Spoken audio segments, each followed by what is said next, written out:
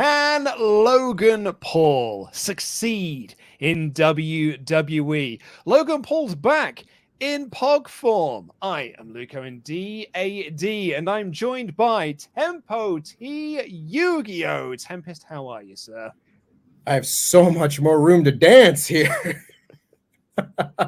Yes, Tempest is in our wonderful studio in Hackney, London, whereas I am in sunny, beautiful Kent. Tempest, the sun is shining outside. I'm in such a bloody good mood because once this show is finished, I'm going to go outside. I'm going to have myself a little beer. I'm going to sit on my patio furniture, on my wonderful new patio, and I'm going to soak in some of this glorious sunshine that we're having here. And how could I not be in a terrible mood, Tempest?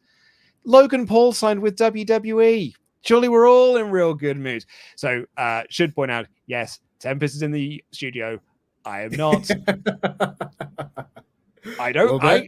We don't really know where all we know is that Denise couldn't do the show today. She's in Vegas. I don't know whether she did tell me that and I just forgot, or whether she didn't tell me that and I was just like scrambling to get this sorted. But yeah, Tempest is in the studio. I am here in Kent, so it's Thunderdome era, as is standard for a Friday. Anyway, Tempest. Okay, yeah, look. Tempest travels halfway across the world and they still talk remotely. Yep, that's the way. Yep, what's my excuse, Luke? I couldn't. I've already been to London 4 times this week. I was not going to make it 5. Yeah, we all had to film Blood on the Clock Tower this morning, so we all couldn't do that from the same place. Exactly, yeah. You did it from your house and then went in. Like, it's, I'd have had to drive for 2 hours. I ain't doing it. I had other stuff that I had to do. Anyway, right, Tempest, let's get into the news here, shall we, bud? Because this came out yesterday, announced on his own social media account that Logan Paul has signed with WWE. This is what WWE themselves wrote about it on WWE.com. Logan Paul is officially back after signing a WWE contract earlier this week. The YouTube megastar took to social media to break the news and share photos of his visit to WWE headquarters. Paul didn't waste the opportunity in also delivering a message to The Miz following their run-in at WrestleMania. Paul teamed with the A-lister at the Showcase of the Immortals, only to have The Miz drop in with a skull-crushing finale following a win over the Mysterios. After speculation they may want to team again, Paul made it clear that he's out for payback at SummerSlam. Stay tuned into WWE Digital for more updates following the blockbuster signing. So, this is apparently quite a big deal as well. It's like a multi-year deal that he has signed with WWE. I don't think he's going to be on every Raw or every SmackDown. He's certainly not going to be on every premium live event, but he has signed with WWE for like a extended amount of time. So this is not just a random cameo appearance for a celebrity anymore. He is a WWE signee. What do you make of the news? Man, Rob Gronkowski did really well when he got signed. Now, okay, I just. Rob Gronkowski, I think, found out that this was probably a little bit harder than he had anticipated. And Logan Paul's already kind of proven that he can do this at some level and not make a fool of himself more than usual. You know what I mean? And I can't really be mad at them for this because this is what they want to do. They want their goal right now is to find celebrities who can play wrestlers instead of just build wrestlers into celebrities. It's like the athletes thing that they've got going on. Yeah. And this is probably one of the ones that I think has the better shot at working because we've already seen that Logan Paul has some ring presence. He can put on a show, he is a showman, if nothing else. And hey, I mean, I'm not looking forward to a SummerSlam match with The Miz by any means, but if you're able to put him in there with people like Rey Mysterio, they might be able to get something out of him. It's just how long term of a return on investment are you really going to get out of something like that? And I think that's the question that's going to end up being asked for the next couple of years. I think so as well, and I think it's a case of Logan Paul's success in WWE is kind of dependent on the company itself as opposed to him as a person.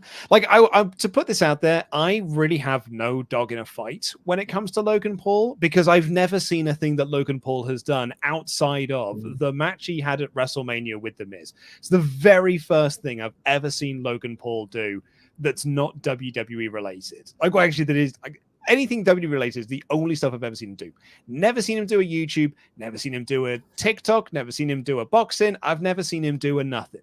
So like, I've got real no dog in this fight. I don't know what he's like.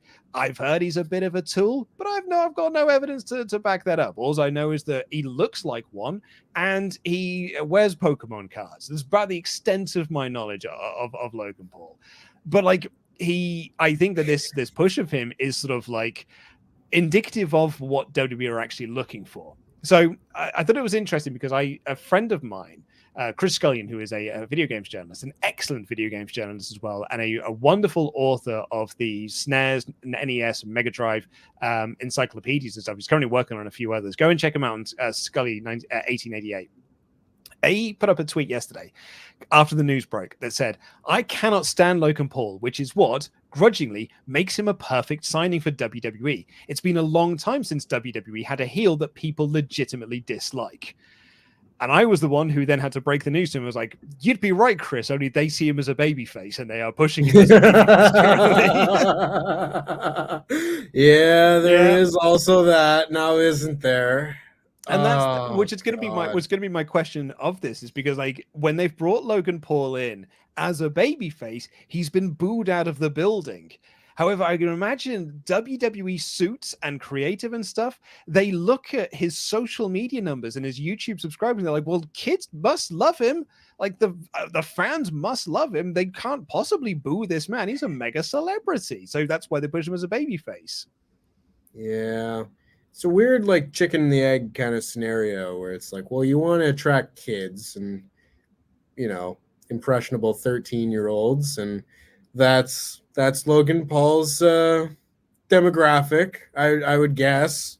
I don't know. I haven't done an in-depth look into Logan Paul's, his YouTube analytics. Hire me, Logan Paul. I'll do your admin. But I don't think... Stop looking for a job. You've just moved here. Like, we've already given you a job. Please, Luke. I'm still a starving art student. At heart, anyway. But, I mean, like, I don't even know if those people look at him as like, yeah, Logan Paul, a babyface, or if they watch him just to see what he does. Like, I don't know if people buy the Paul brothers boxing pay-per-views to see them win. You know, like, you just want to see the spectacle of whatever nonsense they do.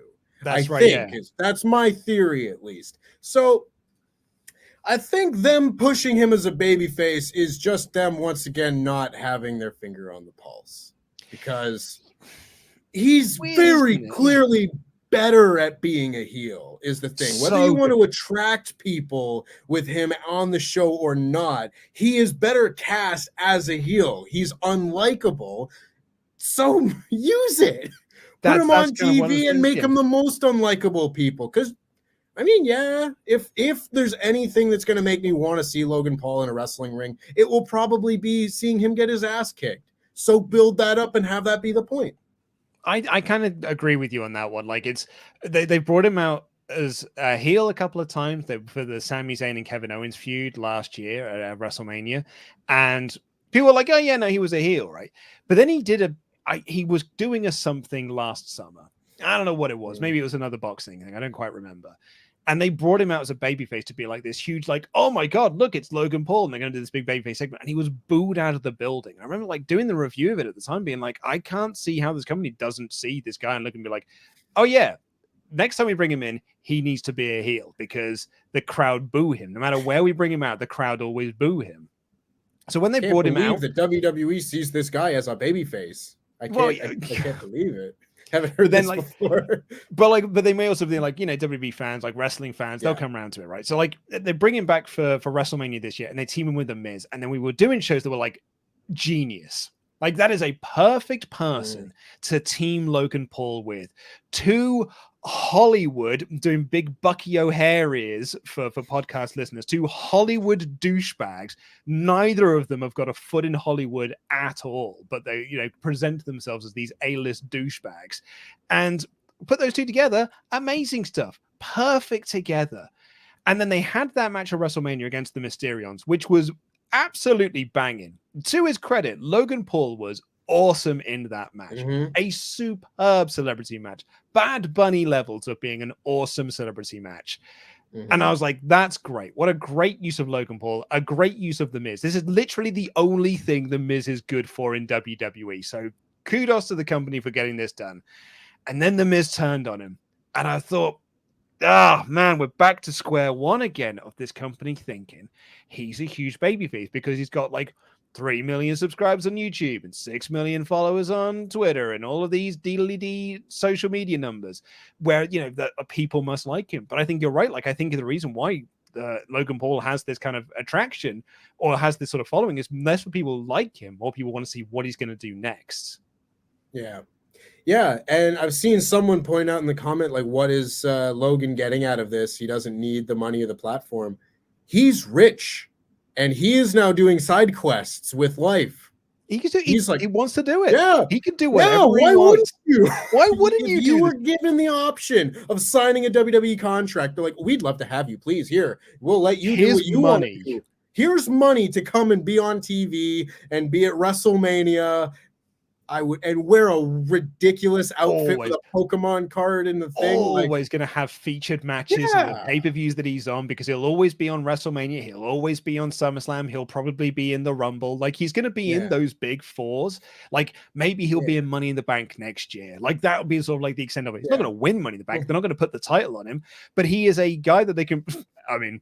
Well, maybe we'll fantasy book that in a second. Adam would book Logan Paul as WWE champion. In fairness, Adam turned to me the other day and he was like, Luke, I've done every fantasy booking thing. What do you want me to do next? Because that's how it works in the office every time. When people say, like, how does Adam come up with his ideas? He turns to me and says, what haven't I done? Or what could I do? And I'll be like, here are 5 ideas. And he'll just pick one of those. Like, next time he asks, I'm going to say, fantasy book, Logan Paul, WWE champion. See how we can get around that. But like, yeah, I think, but yeah, if you ask him the question, like, why are you doing this? Then like, if he's always like, oh, you know, when I was a kid, I always wanted to wrestle for WWE. Now he's doing it. And he doesn't even have to do the full schedule and stuff. So it's even probably better for him. But I wonder if there's a line in the movie. I don't know if anyone's seen this movie. It's a movie called Private Parts. It's actually funny enough. This is the second time in 2 days that this movie has come up. It's the Howard Stern biopic. So I was talking about Howard Stern on What's On at Cinemas because he leaked the news that he's going to be in the Doctor Doom movie, right? And not as Doctor Doom, thankfully. But in the movie Private Parts, there is a bit when the radio station that he's on hates having him on there because he's going on there and doing all of his controversial stuff. And they're going through the listening figures. And they're like 50% of the people that listen to this show. And there's like, well, why do they like it? It's like, because they want to see what he's going to do next. And they're like, well, okay, well, I don't want to hear about the people who like him. What about the people that hate him? Why do they listen? It's like, because they want to see what he's going to do next. And I wonder if that's what Logan Paul's following is. It's not just a case of that people like him. It's just that, hey, what wacky nonsense is he going to do next? WWE is the next step of that. But that doesn't mean that everybody likes him. Yeah. And that to me is the biggest deal here. Just this would be a successful signing right off the bat if he was just a heel. I'd be like, you already have not a top heel because I wouldn't put him in the main event of a pay-per-view to go 20 minutes with whoever. Yeah. But that's a pretty big asset to have. That's a big heat generator. And I don't know why they have such a hard time figuring out what people like in a hero, in a protagonist. They've never gotten it. They never understand why people like heroes, what makes heroes get over. They've never understood it. So this doesn't really surprise me, but hopefully he'll come out on Raw or SmackDown maybe or whatever and just be like, yeah, nerds, suck it. Look at all this money I'm making. I'm living your dreams. And I'll be like, all right, we're cool. We're back on track. No problem. But that needs to happen first. Well, but unfortunately it's not, because as we kind of know from this, based on the attack that he did at WrestleMania and Miz's promo that he did on Raw, where he was like, me and Logan Paul are going to be a tag team again at SummerSlam, even though Kevin Patrick was like, but you turned on him. at WrestleMania. And he's like, no, like it's a teaching lesson and things like that. So we're heading towards Logan versus Miz at WrestleMania, right? With Logan being the babyface. So we're already like, we're fighting a losing battle here because I just think what's going to happen is the Logan Paul is going to get booed out of the building and the Miz is going to get cheered. And that's not quite the reaction you want to have. But I suppose my next question, though, is like, where do we go from there? Say, for example, so for the sake of argument, WWE are keeping him as a babyface because likely they will. He's a celebrity, ergo he has to be one. Where do we go next with a Logan Paul? I mean, well, if he's a babyface, clearly with like Damian Priest or something, because he is just the celebrity. You go wrestle the celebrity man. Oh, no, Tempest. That's where you are wrong, sir. Because the next step after Baron Corbin, the next step after The Miz is a Baron Corbin.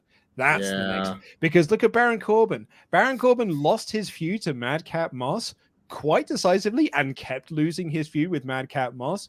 And what did Madcap Moss get out of it? Absolutely nothing. What did Baron Corbin get out of it? A featured match at SummerSlam against Pat McAfee. Because Baron Corbin is just SmackDown Miz. So like that's the next step for this. I hate this show. This is not the Baron Corbin rant session, but if someone could tell me how we're getting Tommaso Ciampa and Judgment Day and whatever else on main event, but every week we need to fit in a happy talk segment. Because he's Baron Corbin. He's good at what they got their balls in a vice and he's just milking them for all they're worth. He's a perfect WWE wrestler. Like that's what he is. Like WWE is the 2.5-star machine. And that is what Baron Corbin does best. It's why The Miz is so successful there. Nothing against them for that, by the way. I rate that as a positive on both of them. And like, good for them. Great for them. And also those two, if they ever left those WWE wars, people were like, oh my God, they would tank anywhere else. No, they would flourish anywhere else. If you took a Baron Corbin and put him in AEW, he would be the biggest heel in that company. He would get the most heat anyone has ever got in that company, and would then have off the back of that some of the best matches. Going to be people who are way better at working than he is, having a mate like getting the best matches out of him. I don't have any doubt that because the level of the roster is so high that they could get that, but I'm like, is Baron Corbin really going to be able to pull like 95 Mick Foley ECW psychology off in AEW? He probably could, where it was like Mick Foley would get people down and put them in a rest hold, and they'd be like, boo, we know you're better than that. Baron Corbin would do rest hold. He would make a rest hold such a thing. Right? But it would be different. It doesn't necessarily have to be worse. It's just different. Because it's like the thing with Mick was like, I know you're better than this, Mick. You're a good wrestler. You could do more than a rest hold. Whereas with Baron Corbin, it's like, why is this guy doing rest holds in my company? He would have the same matches he's having now. Yeah, the exact same matches. He would go against the ropes, ooh, and a punch. And then over against the ropes, ooh, and I'll throw a punch. And then headlock central. And he'll have a whale of a time. He'll get mega heat for it. More heat than he'd get in WWE for it. Anyway, we've gone off topic here. I could rant about Baron Corbin some more if we want, because you're right. Like, why do we always need happy talk segments? We're going to have another one tomorrow, Tempest, because he's in a feud with Pat McAfee now.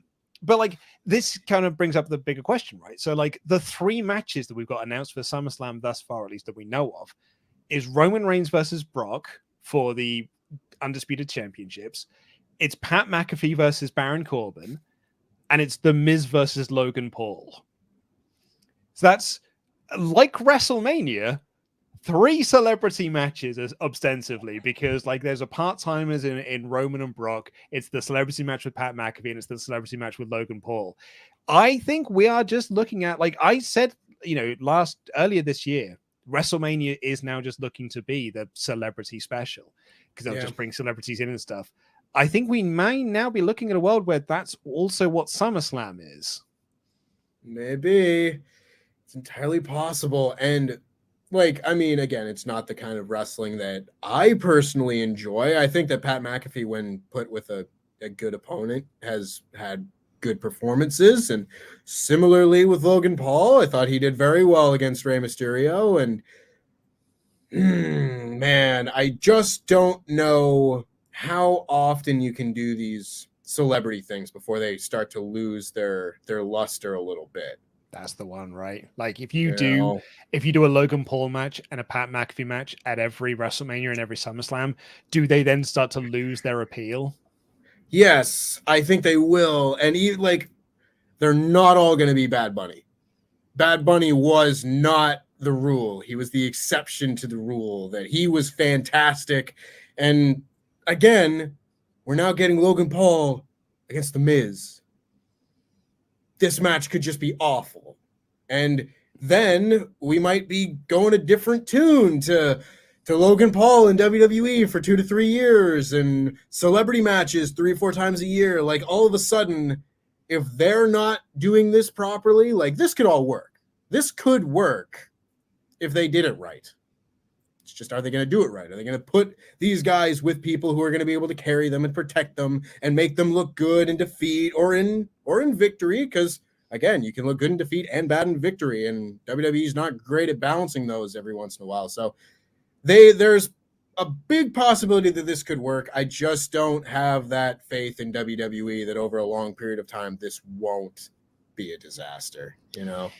The more I look at this, the more I think I've kind of started to figure things out a little bit. You know, we always talk about how WWE can't build stars. Yeah. Like they seem to have this real knack for exactly. They have been unable to build stars, so now they're just buying stars. Like that's it. They are just buying celebrities, getting celebrities signing up, and then those are the new stars. You know, they were talking about, like, Sean made this point on the Fightful review of Raw, and I brought this up with Sullivan because I agree with it so much, which is that if WWE tried half as much if WWE put half as much effort into the presentation they did of John Cena on anyone else on their roster, they would have stars every single week. Like, they did so much, they put so much effort into making John Cena feel like a big deal on Monday's Raw. And you don't even have to work that hard with John Cena. They put so much effort into him, and they never put any of that effort into any of their new guys, like any of their current stars. It's like they would have so many stars that they could rely on, and they wouldn't have to keep then relying on a John Cena to come back to bump ratings and try and move pay-per-view numbers. And I think we're now in a period of time where they're not doing it with any of their stars. They're just like, well, cool, we'll just bring in the celebrities, and the celebrities will bring us the Peacock subscriptions, and the celebrities will bring us the rating bumps instead. Yeah, and I don't know if I would have as much of a problem with it if it was like bringing in the celebrities, because those are external from WWE. You can bring them in. That's always kind of been the thing in WWE. Mr. T was in the main event of the first WrestleMania. I don't have a problem with that. The John Cena thing, though, it makes this company look so low rent and desperate whenever one of theirs make it, and they're like, I'm not going to hang out with them anymore. And the one time a year they come around, they're like, oh my God, he's back. Look at our guy. Oh my God. They threw a friggin' birthday party for The Rock, and he didn't even say thank you. They're so far below the cultural landmarks of like anything else right now that when you get a Rock or a John Cena, they're so desperate to be like, hey, that guy that's in Hollywood, that's our guy, instead of just trying to make more guys that will be fit to go to Hollywood. Not to say that they want them to leave, but build them up to be on similar status with a John Cena or The Rock. Dude, Logan Paul will get that presentation. When he comes back to Raw, like, I mean, he'll probably be on Raw next Monday. He will get that level of like of adulation and reaction from like WWE. Like, can you believe Logan Paul is here? And diddly diddly dee. Another question to have, like, success. Sorry, you were going to make another point? Well, I was just going to say, it's like, it's just when you lost your mind last year with the Bad Bunny stuff, where he did the WrestleMania match, and then for like 6 weeks afterwards, we're like, remember Bad Bunny? Remember when he was here? Remember when we were cool for 5 minutes? Just be cool. Just have a better product. Do you remember there was that week when they just randomly advertised that Bad Bunny was going on tour? We're like, God, that's weird. And then the very next week he showed up in the Royal Rumble. Was like, oh, right, okay. That all of a sudden the tour dates thing makes so much sense now. But yeah, like, I think someone even just said in the chat there, like, WWE's always been a kind of a celebrity company. Like, there was a period of time when there was a celebrity every week as the Raw general manager. Like, Rob Zombie was the Raw general manager one week. Ozzy Osbourne, like they've had all of these names, right? That's a good one. I think it is because I think why it's becoming sort of a thing now is because it's so much more focused than what it has been. Like previously, you know, like when they brought in Stephen Amell for that SummerSlam thing, that was a one-time deal. I know that was the one match on the card. That was the one celebrity match. You're like, cool, that's the celebrity match on the card. But as I said earlier, we're looking at a SummerSlam match, a SummerSlam card where there are 2 celebrity matches on the card. You look at the WrestleMania card that we've just gone, and there were so many like celebrity and part-timer matches. They're like, oh right, no, this is so much more different than having a celebrity show up. This is now your new norm. This is now your new blueprint for what a successful pay-per-view for us looks like.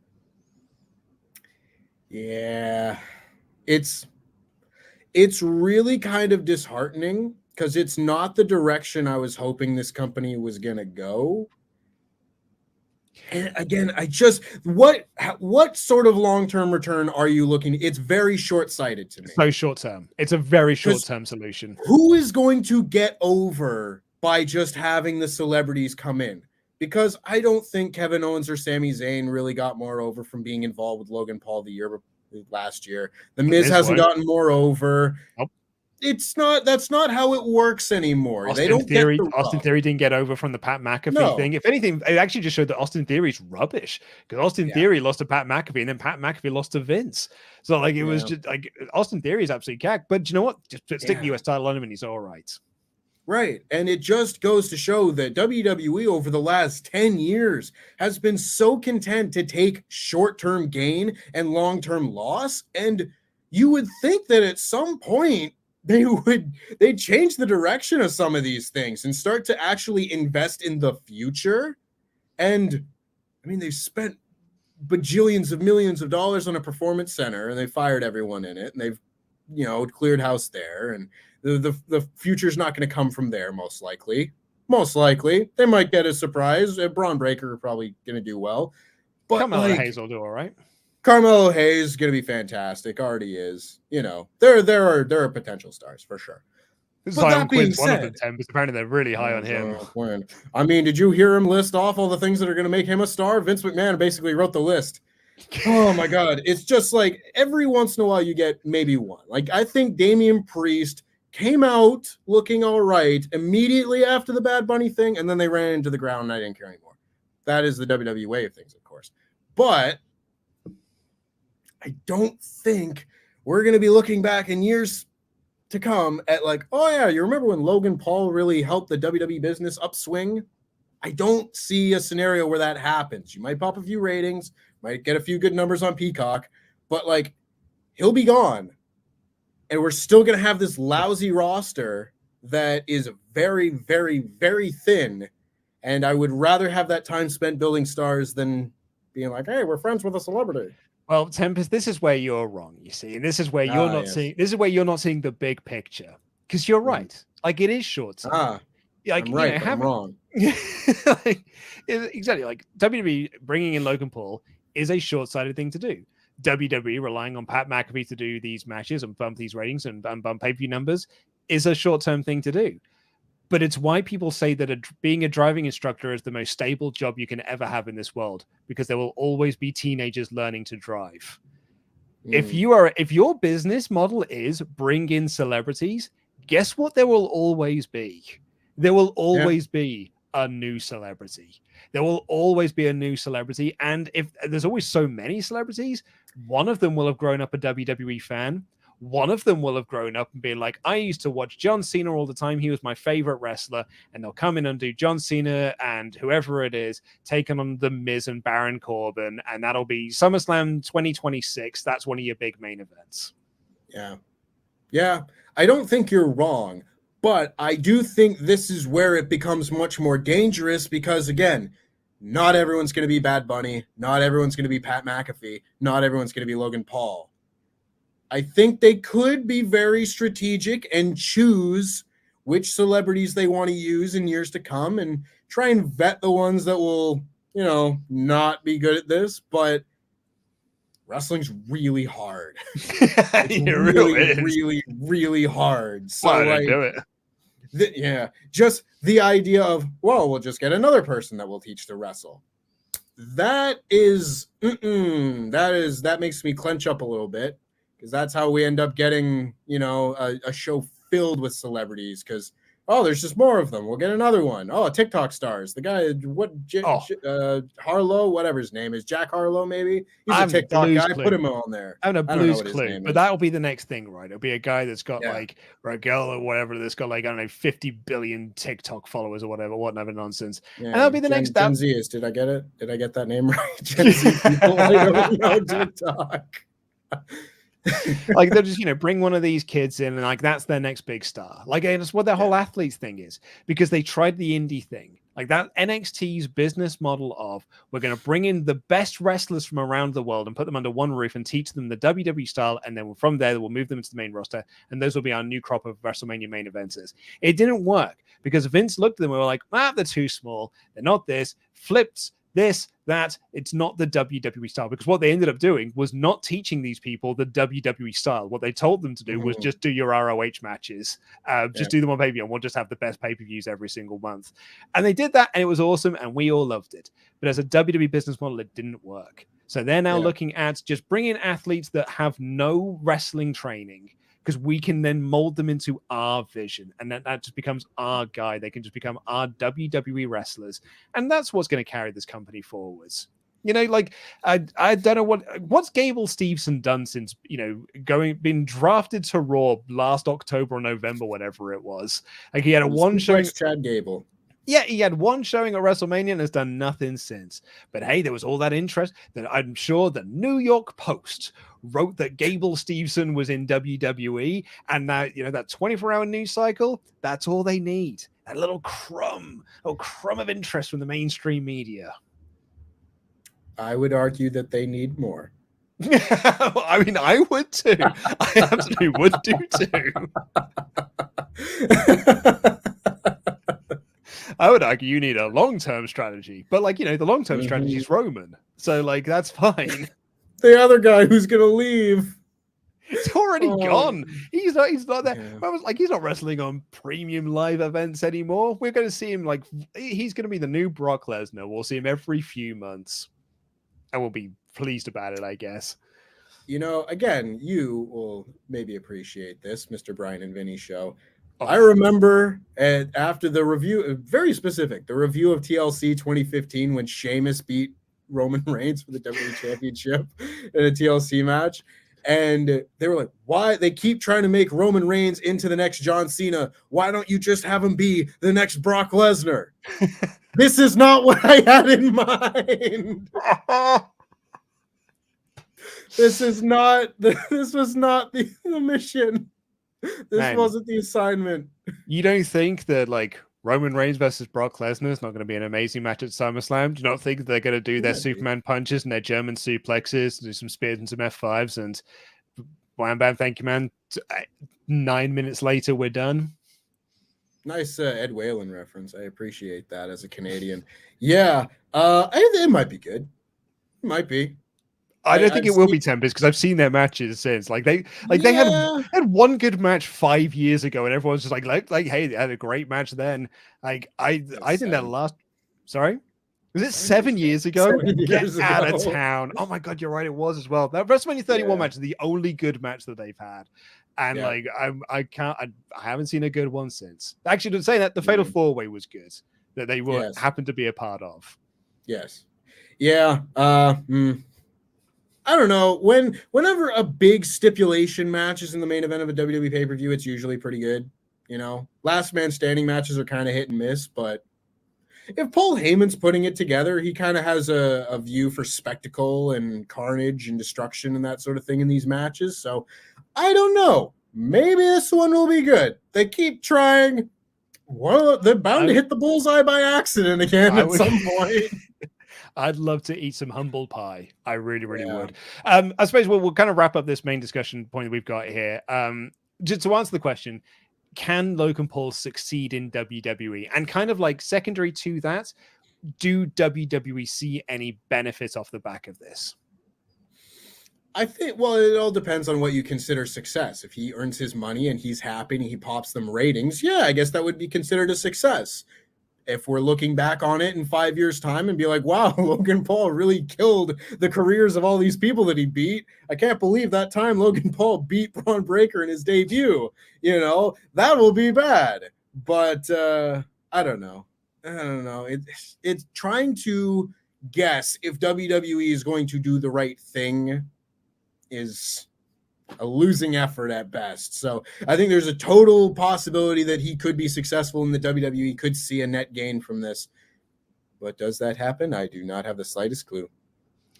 I think the WWE will, like we said earlier, they'll see some short-term gain from this. Yeah, like exactly. the first few shows that he'll do, they'll get a bit of a ratings bump off the back of them, and I think there'll be some interest going into SummerSlam because he's having a match, and I think that'll happen. The problem is when he's doing his third or fourth WrestleMania match, that right. I think the interest will have dwindled then, both from a fan perspective and from like a media attention perspective.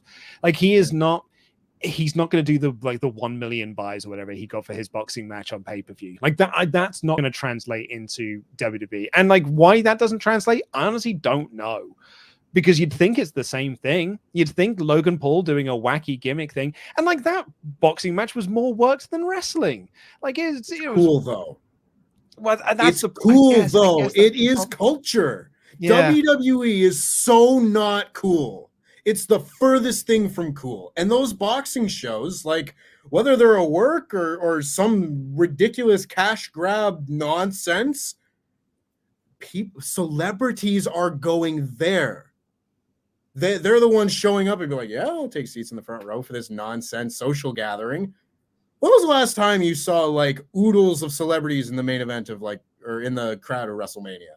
You see like a few of them behind them at like the commentary desk, and that's it. But it's a happening. It's an event to go to that one. I think I would counter that by asking the question of like, when was the last time you saw oodles of celebrities at a wrestling show that were also into that wrestling show? I'm talking about like a Michael Clark Duncan at WrestleMania that was there to be like, oh my God, I'm at WrestleMania and I'm having the best time and I'm really into this. As opposed to just like, look, it is NBA All-Star. I don't know. I can't name Trae Young just standing there and he just goes, thumbs up. How to be here, he gets a little name badge, and you never see him again because he gets carted off somewhere else. Yeah, I agree. Again, WWE, not cool. It's not cool, guys. But cool. We're cool. Speaking of which, actually, the last news story I wanted to touch on before we get in is Dave Meltzer is reporting that free agent as of next month, apparently, Io Shirai is not looking to re-sign with WWE. They offered her a contract, and she has turned it down. And we may be seeing the last of Io Shirai in WWE. Those Zoe Stark segments really took their toll on her. Remember when people thought she was cool? Oh my God. Yeah. I'm happy to hear it. Another one will be free, Kind of in a way, yeah. Because it's disappointing. Yes, deeply disappointing. But Io Shirai is emblematic of the let's bring in the best wrestlers from around the world because they'll be the ones that are taking our company forward versus the new model of actually we just want people who don't have interest from elsewhere. Like we don't want people who are stars before they get here from wrestling. So she was never going to work. I don't think in WWE. I think at the second they went to 2.0, she was dead. She was dead in the water. Kind of the same. A Roderick Strong, dead in the water the second they moved to 2.0. I mean, Asuka has done well. For WWE standards, Asuka has done well. She's an established star, has pretty consistent-ish booking, if for WWE standards at least, typically top of the women's division. I would consider Asuka a success. I have not seen any other Japanese stars have that level of success in this wave since NXT started. Like Nakamura won the Royal Rumble, but hasn't done anything since then. Kento was never big in WWE. Kairi Sane never did well. He was in the Andre the Giant Memorial Battle Royal that one time, Tempest. He sure was, Luke, and he got eliminated by the Big Show, and he looked like a geek. And it really does bum me out that you will look at the NXT roster and see Io Shirai and everyone else, and Io Shirai is the one that they want to use to get the other people over. Let's have Io Shirai wrestle the Cora Jades and the Mandy Roses and the Raquel Gonzalez's and such. Like, I don't know why. Well, I do know why, because Vince is a nut and he doesn't want good, talented wrestlers on the main roster, and that's just how he wants his company. And more power to him. He can bury it. If anyone's gonna kill it, I'm gonna kill it. But like, why wasn't Io Shirai on the main roster a year and a half ago when she lost the NXT Women's title? Instead, she had to stay in NXT and be in a tag team with racist ass Zoe Stark. It's the same reason with Bayley. Like, Bayley had to stay behind because they took up Charlotte, Banks, and Becky. And they were like, what? We need someone else who can stay here and show all our new girls how to work. Like, she needs to work with the Mandy Roses and the Eva Maries and this, that, and the other, sort of show them how to kind of get the best out of this brand. And that's the role that Io took. She was the Bayley of her time. Yeah. Yeah. And it just kind of is baffling to me, because I think that you could make a very solid argument that Io Shirai is maybe the best women's wrestler in the world. Like, she's very, like, top tier. She's excellent. Best moonsault in the world. Easily. Best moonsault. Easily. So whether she goes to Stardom, whether she goes some other American promotion, she's going to do great wherever. It makes me sad that I won't see her on the show that I review every week. But I think she'll be better off for it. Yeah, I think so too. Like, I think for me, it's not a case of like I'm disappointed that I'm not going to see her on TV every week. I think the thing that disappoints me is that I should have already been seeing her on TV every week on Raw and SmackDown. Like, she should have already been out there and killing it. Like, they had like her, Kairi Sane's another one. Like, Dakota Kai's a great one of just like they should have been on that main roster eons ago. They should have already been like in WrestleMania programs, and they weren't. They were kept behind in NXT for various different reasons, and then they left, and then that kind of bums me out a little bit, because I think that they could have done something really, really good in that company. I might watch my mouth, because I might turn this into a list at some point, but the list of people, the stars to go through just NXT and never get called up, that list is pretty staggering at this point. And when you consider how much money they signed these talent to only appear on NXT, the biggest money losing show that's on TV that they have, I don't see how that makes any sense. I mean, y'all had Adam Cole under contract for like 4 years and never put him on the main roster. Insanity. I was about to say Pete Dunne was another one that I forgot he was on the main roster. Like, who is that? Literally, I was thinking about this just the other week, and I made the exact same mistake. I was just pushing a shopping trolley around like a supermarket and stuff, and I was just like, whatever happened to Pete Dunne in WWE? Like, why didn't they do anything with Pete Dunne? And then I suddenly was like, oh no, he's on SmackDown. Yeah.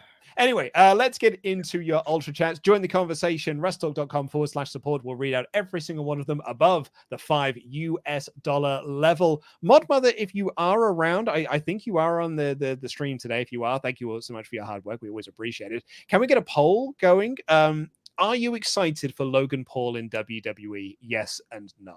Like, I'm curious to know. Curious to know. Anyway, here on the subject of Logan Paul, 10 Ruzza said few things. Number one, Bad Bunny instead of Logan Paul, please.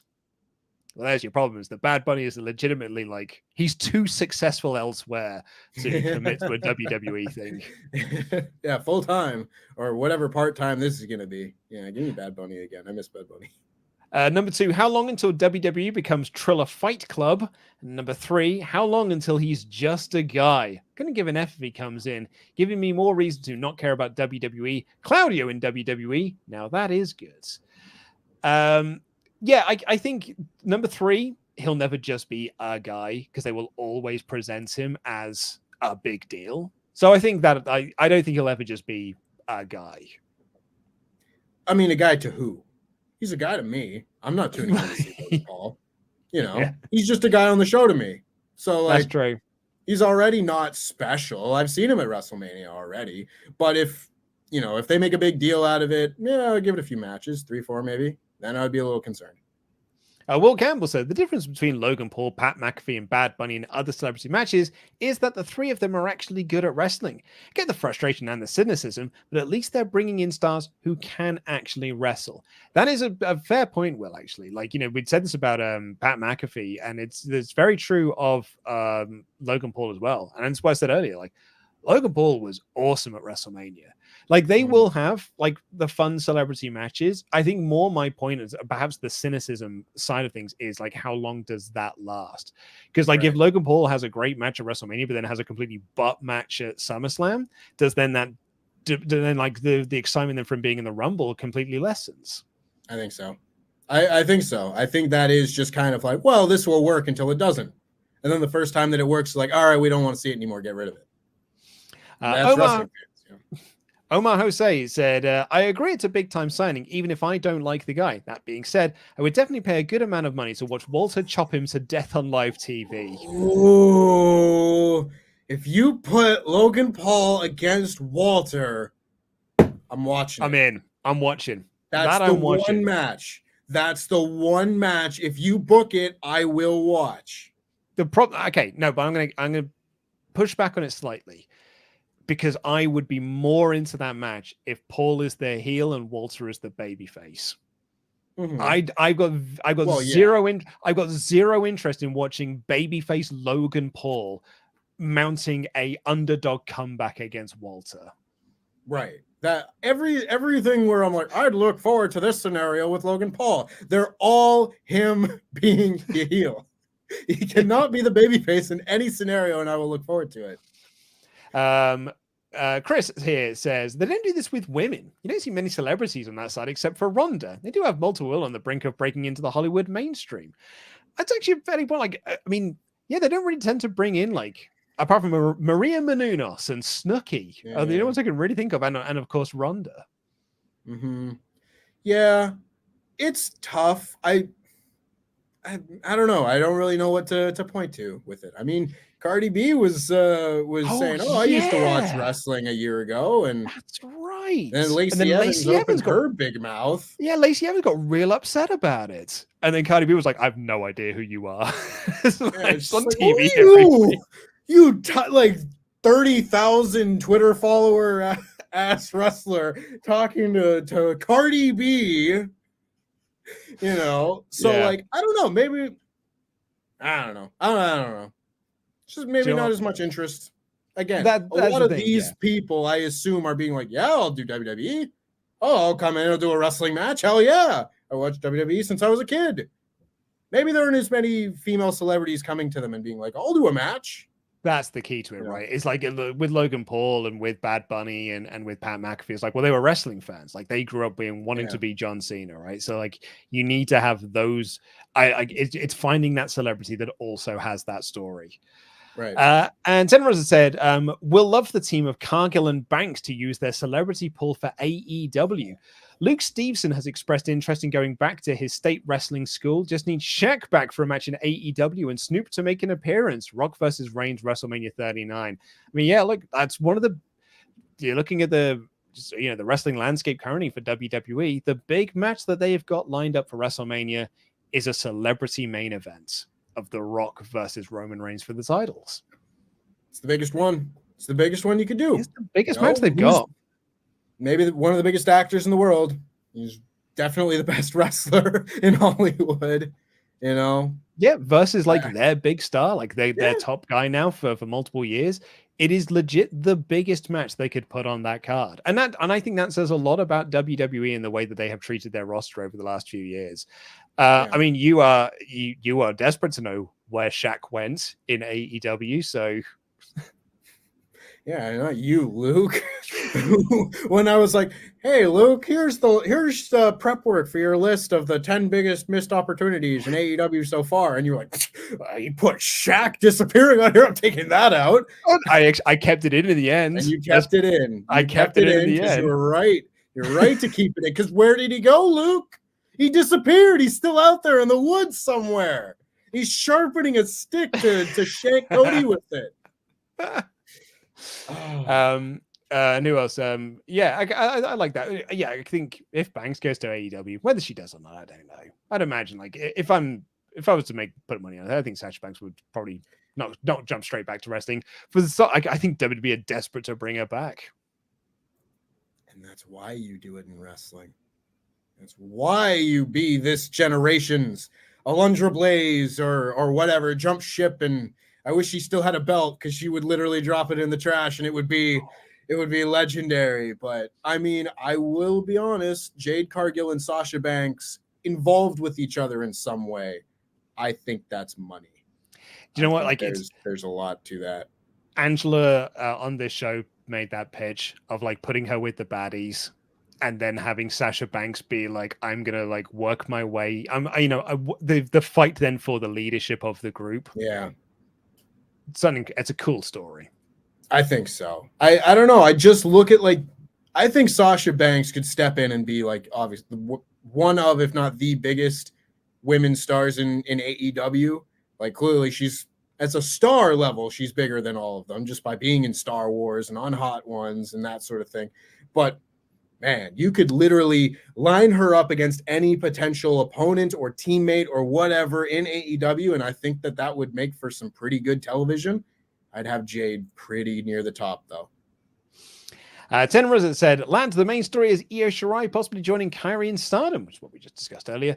I'll be happy to see that. I hope Asuka will wrap it up in WWE soon as well. I'm looking forward to Rampage tonight. I think Corbin in the Jericho Appreciation Society would work. Happy Canada Day, you Brits Tempest. Whatever. Baron Corbin in the No.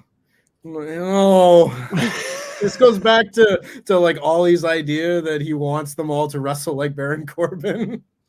It's a bad idea. Like I love Ollie like a brother. It's a trash idea. It's a trash suggestion. Yeah. It does not work. The 666 Sentinel, this is a leftover chat from yesterday's AEW review, said the ass claimed have no right to be as hilarious as they are. Bowens and Castro ooge charisma. The ass boys are getting better in the ring each match. Daddy Ass is the best guide to these goofs. Ollie is right. They are the best faction in all elite wrestling right now. Jam that jam. I disagree. But they beat those like New Japan young boys dead easily, like just Billy Ass and Max Caster. I think they hurt one of them too. Maybe one of them. It might not have been the same one. Was Alex Coughlin in that match? I'm not sure. They all kind of blended together. I think he was. Yeah, I'm pretty sure he got hurt either in that match or shortly afterwards, which is unfortunate. But no, the Ass Claimed are not the best faction. I love the Acclaimed. Everybody loves the Acclaimed. Everybody loves the Acclaimed. And the rest of them I could do with. Enes Ogre has been a Memberg for 11 months in a row. Said, Tempest needs to be a lot more energetic and happy. Hope everything goes well with this new chapter of your life. Thank you for all of the entertainment. He seems to be a lot more energetic and happy. You said he used to be. I was like, what? Did you see me dancing at the start? I got so much space now. It has been very reinvigorating. I will say that. I felt it this week. I feel like I'm walking on a cloud. It's unreal. It's wonderful to have you here. The Legit Underboss said, all of this talk of Hollywood celebrities on this show, that of all the shows Denise is to miss. So happy Canada Day, Lord Tempest. Yeah, I mean, we really could have done with like Hollywood Salcedo here to wait in. She literally could have told us of celebrities that are wrestling fans. She's probably got them on speed dial. Mm-hmm. Yeah, well, happy Canada Day in the meantime. You get the Canadian on Canada Day instead of the Hollywood person on Hollywood Day. And I learned something about Canada today, didn't I, Tempest? You and I were chatting earlier. I learned that it's real big. And Ontario is real far away from British Columbia. I didn't know. I didn't realize it was that far away. And then I said to you, I was like, wow, look how close you are to New York City. And you said, no, we're not. I mean, it's just so easy to miss Canada with them tucked all the way down there. It looks like it's such a short distance on that map. It looks so much closer than apparently it is. Yeah, it does. You drive 6 hours in Ontario and you don't leave the province. You drive 6 hours, you go to 2 different countries if you're here. Oh, dude, it takes me. I can get to Wales in 3 hours. Actually, now that I've moved, more like 5. But I can get to Wales in 3 hours. I can go to a whole different country and get around. Yeah. Congratulations to Spencer Trainer, who's become one of our new members and adds in, hey boys, brand new member. I wish they'd realize these celebrity matches do not need championship belts. Glad to see you in the UK, Tempest. Good job, homie. LIW for life. So this is a bit of a hot topic that I've heard on a few other podcasts, which is like, yeah, let's do Rock versus Roman at WrestleMania, but you don't need the belts on the line. And I feel like I'm the only one screaming into the void being like, of course the belts will be on the line. Like, if you're doing the Rock versus Roman, the belts are on the line, because in WWE's eyes, like, that makes it the bigger match. It's winner takes all. It's adding that. Rock Cena too didn't need the belts on the line, but they put them on the line. See, this is a much longer conversation topic that I would like to get into here, because this has kind of been like Louis Dangore's drum that he's beat on Twitter, and every time he tweets out that this needs to be for the belt, he gets all the Twitter people to like descend on him, which, is what he does. But I don't know. I can see it going both ways. I've seen a lot of people be like, no, this does not need the title. You put the title on something else and it makes it more predictable. Well, I don't care about predictability in this match. The Rock is not going to beat Roman Reigns. If he does, I will eat those words, but I do not see it. And so far, the concept of the head of the table has been not embodied, but the title has been... It's been embiggened. It has been embiggened. It embiggened the strongest man. It's a perfectly cromulent word. I do think that the title is more linked to all this than just, you just have them lose it to somebody else, and then The Rock will come out and they say, oh, I'm really the head of the table, and then they have a match. I think it would mean more if this was the main event of WrestleMania for the double championship, The Rock being like, no, wrestling is still my family business, and I'm going to be the champion one last time, and I'm going to beat you because you need to be put in your place, little brother, little oos. Something like that. I don't know. It doesn't make a big difference. The match will be great. The match will sell out the building. It'll be a big deal one way or the other. I would probably put the titles on them. That being said, if that involves Roman Reigns holding the titles until then and not being on TV, take those titles away immediately. I think he's just going to hold the belts till Mania. I also want to clarify my point as well. The match does not need the titles. The match will have the titles, though. Right. That's the point I'm making. It's like, of course, it's going to have the titles. It doesn't need them, but it's gonna have them. It will, won't it? Oh my God. I cannot take a full year of part-time Roman Reigns as double champion. That's unacceptable. If he was on for every week, I'm fine with it. I wanted a 8-year reign. Beat San Martino's record. Khaled K says, while Logan might not be a draw for most AEW fans, I do think that it'll be a success for the US casual audience. Oh, actually, that's an interesting point. Like, I wouldn't have thought that, like, bringing him in as a way to kind of, like, get AEW fans across. Like, it is just for that casual audience. Like, that's who the people who they're trying to appeal to, right? Sure. Yeah, I suppose. If that's what hooks the casual fan that supposedly doesn't exist. More power to him. Look, I'm one of those people that doesn't believe it exists. He also adds, when is Ollie going to start the Sasha Banks to AEW confirmed? Happy Canada Day, Tempest. Thank you. Yeah. I mean, I don't think we'll be doing the full thing. Like, it was just a running gag we had for CM Punk, but then he actually came back, so the joke doesn't really work anymore. Yeah. And lastly, Legit Underboss says, Joe Manganiello is a wrestling fan. He took Sofia Vergara to a PWG show and is rumored to be in a D&D group with Tall Paul. Well, Joe Manganiello, like, he is a big D&D head. He's a massive D&D nerd. I didn't know Big Show was a tall. I didn't know that. Guy. Didn't know Tall Paul was there though. Sofia Vergara, like, but the problem is, like, yeah, Sofia Vergara is, but she was a celebrity from 10 years ago. Like, she is not a modern current day celebrity, I would argue. Like, she is not the sort of things, like, because what they're trying to appeal to is kids, the Gen Zers that are on TikTok and stuff, right? Like, so I love Sofia Vergara, don't get me wrong. I think Modern Family is quite a fine little program. I don't think she's going to be quite the sort of celebrity draw that they're after. No, I think not. And as much as I'd like to see Joe dress up as Deathstroke or something, Yeah. or Flash Thompson, that works too. Go and bully Peter Parker in the halls of whatever. Yeah, I don't know. I like Deathstroke though. I think that's a really cool outfit. You should wear that to a wrestling show. And lastly, here from Spencer Trainer, who just said, my last Ultrachat for today, but I've also become a $25 Patreon backer. You've picked an excellent time to do it.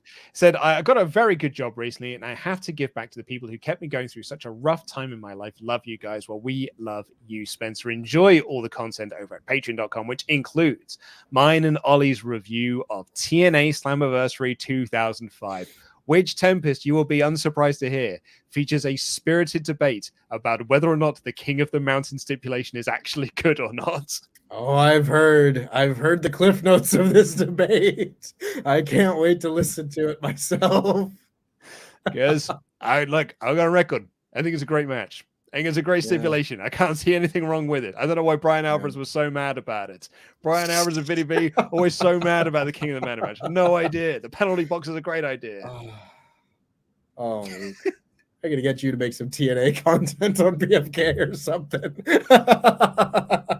Oh, I would love it. Just taking you through all of the great TNA matches, great TNA, like the TNA storylines you all forgot. That'd be my deal. Anyway, that is all we've got time for on this edition of the show. Just to remind you here that I do think Insane Clown Posse are better than Disturbed. I mean, you can't argue with facts, though, can you? We've got the end of our poll here. Are you excited for Logan Paul in WWE? 68% of the audience have said no, while 32% have said yes. So, I couldn't even make it 69. Nice. Not nice, y'all. Not nice. But thank you all so much for watching. Tempest, you are back tomorrow in that podcast studio with your intangible co-host, Pete, who will be reviewing SmackDown and Rampage. And then it's you versus Adam for the Jam That Championship for Money in the Bank. It's Money in the Bank tomorrow night, you guys. And in that, of course, we have the Jam in the Jar. I am in Jam in the Jar this year. I'm looking to be a two-time winner of Jam in the Jar, though I do not fancy my chances much. Because it looks like the sock puppet's going to win. So we've got that coming up tomorrow here on the WrestleTalk Podcast channel. And then on Sunday, myself and Ollie Davis will be reviewing Money in the Bank, talking about potential new champions. If someone tries to cash in, we'll be talking about who they could cash in on if they don't do it on that show.